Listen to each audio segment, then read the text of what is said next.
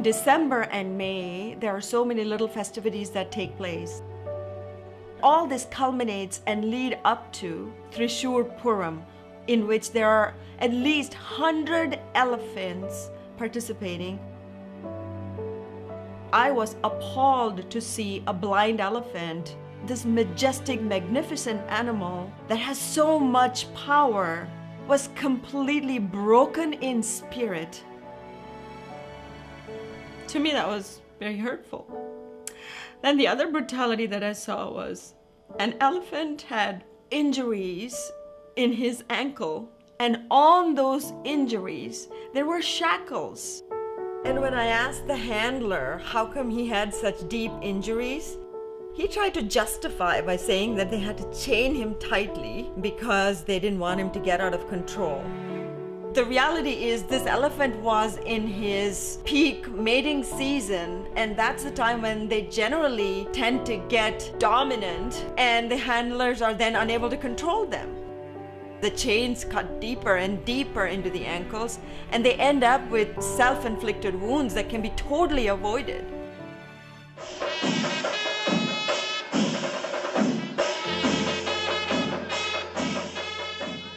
During the festival season, they don't get any rest. They require hours for feeding. So when the elephant is taken from one festival to another festival, where does it get the time to eat properly? Approximately 300 to 400 kilos of weight is what these elephants were carrying. Their bodies are not designed to carry so much weight.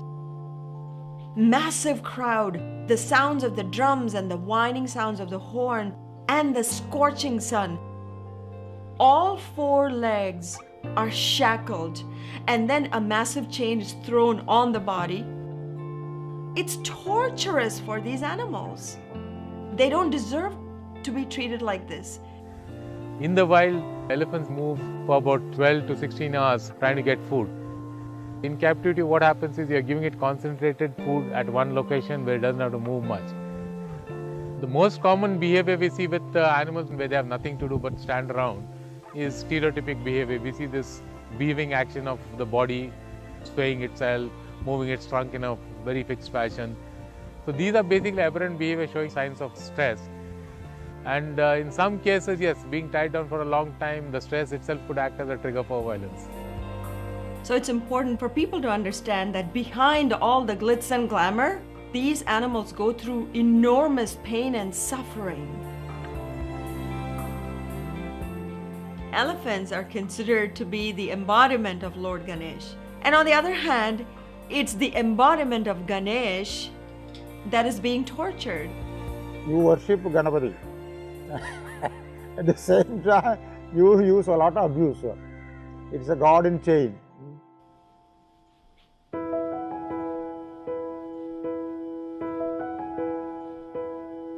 India is one of the few countries where using elephants in circuses has been completely banned.